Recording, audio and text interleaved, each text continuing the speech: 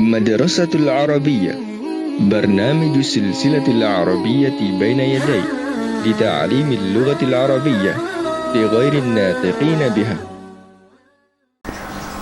Baik, sekarang kita masuk ke halaman 278. Silahkan dibuka. Kemudian kita lihat di atas Al-Wahdatul Ashirah, kemudian Al-Jau, kemudian ad-dars pelajaran yang ke-87. Kita lihat di sini al-aswat wa fahmul masmu'. Al-aswat artinya adalah suara-suara, kemudian wa dan fahmul masmu' memahami yang didengar. Awalan yang pertama al-aswat, suara-suara. Di sini ada dhad dan juga dha. At-tadribul awal, latihan yang pertama, istami' wa a'id, silahkan disimak dan ditirukan. Baik, sekarang silahkan didengarkan kemudian ditirukan.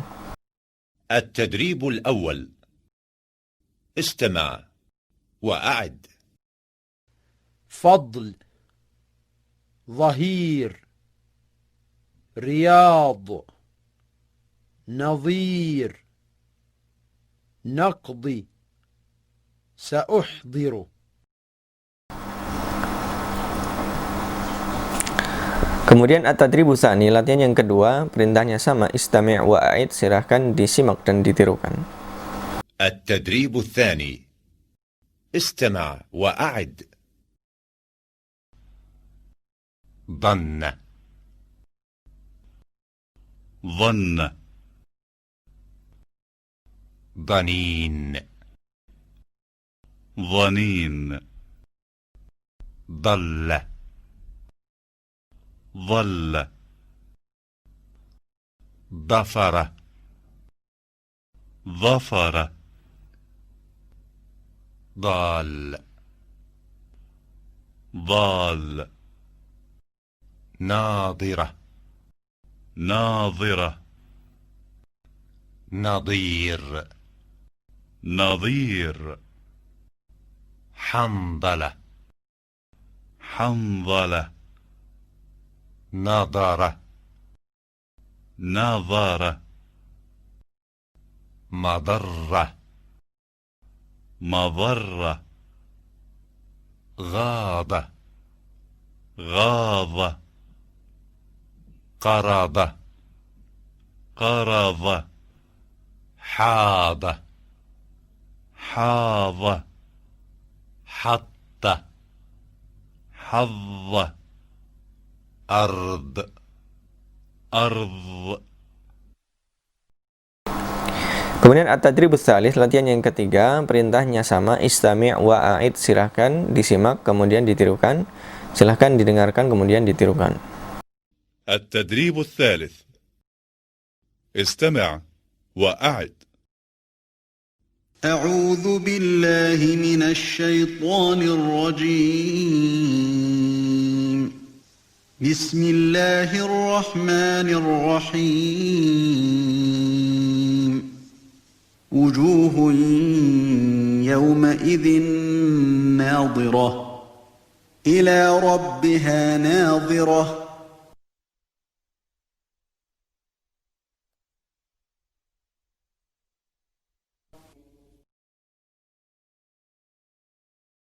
إن بعض الظن إثم ولا تجسسوا.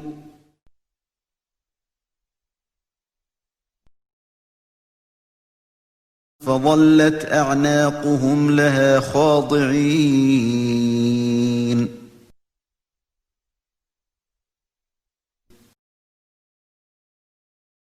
بل الظالمون في ضلال مبين.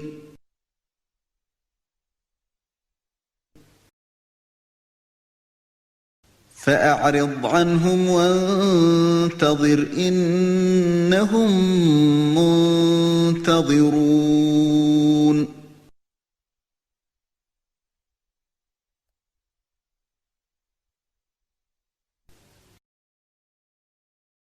بل إن يعد الظالمون بعضهم بعضا إلا غرورا.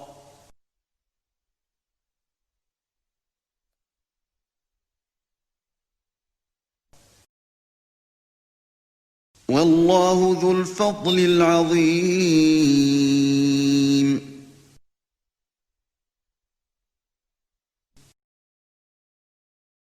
ولو كان بعضهم لبعض ظهيرا.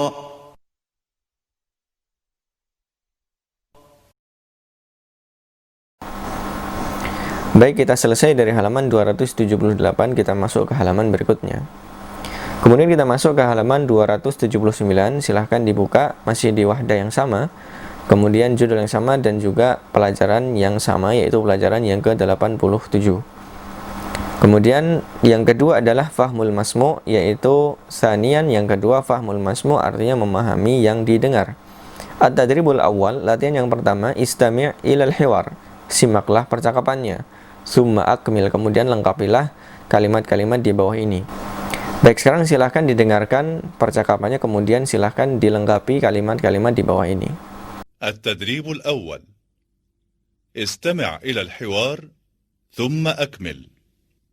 السلام عليكم. وعليكم السلام. من يتكلم؟ أنا هارون، أتكلم من دمشق.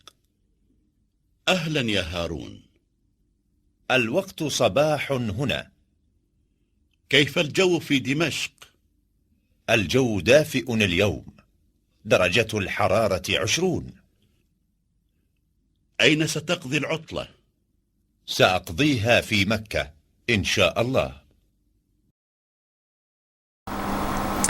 Kemudian at-tadribus tsani, latihan yang kedua, istami' ilal mukalamah summa ajib anil as'ilah. Simaklah kepada percakapan, al-mukalamah artinya perbincangan, kemudian summa, kemudian ajib, jawablah anil as'ilah, dari pertanyaan-pertanyaan berikut. Nah, silahkan didengarkan percakapannya, kemudian silahkan dijawab sesuai dengan pertanyaannya. التدريب الثاني استمع إلى المكالمة ثم أجب عن الأسئلة. صباح الخير يا صلاح. صباح النور يا مصطفى. أين ستقضي عطلة الأسبوع؟ الجو معتدل هذه الأيام، سنذهب إلى البر. هل سيحضر الأولاد معك؟ لا، زوجتي مريضة. لا تذهب إلى البر. هيا بنا إلى الشاطئ. فكرة طيبة. متى نذهب إلى الشاطئ؟ نذهب الساعة 10 صباحا.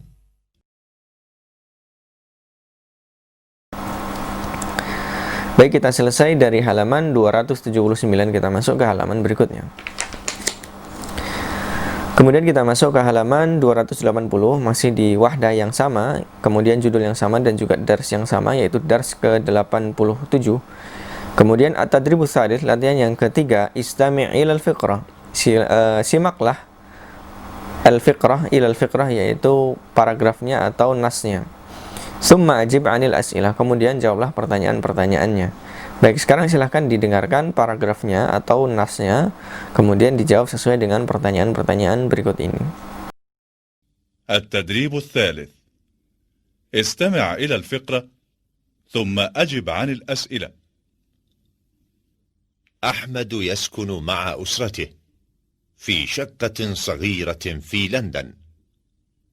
أحمد يدرس في جامعة لندن. هو لا يحب فصل الشتاء. فصل الشتاء بارد جدا في لندن. درجة الحرارة في الليل تحت الصفر. يذهب أحمد في فصل الصيف مع أسرته إلى مصر. الجو دافئ هناك. يقضي أحمد عطلة الصيف في مصر. Kemudian at-tadribur rabi', latihan yang keempat, perintahnya adalah istami' ilal fiqrah, simaklah kepada paragrafnya atau nasnya, summa ajib anil as'ilah, kemudian jawablah pertanyaan-pertanyaannya. Ini juga sama perintahnya, silahkan didengarkan paragraf yang akan dibaca, kemudian silahkan dijawab pertanyaan-pertanyaan di bawah ini. التدريب الرابع استمع إلى الفقرة ثم أجب عن الأسئلة. محمود ذهب إلى الشركة في الصباح. ترك محمود المعطف والمظلة في البيت. محمود يذهب إلى البيت. السماء تمطر الآن وثوب محمود مبتل بالماء. هو مريض لا يذهب إلى العمل. يذهب محمود إلى الطبيب ويقضي أسبوعا في البيت. محمود الآن بخير وسيذهب غدا إلى الشركة إن شاء الله. Baik, kita selesai dari halaman 280, kita masuk ke halaman berikutnya.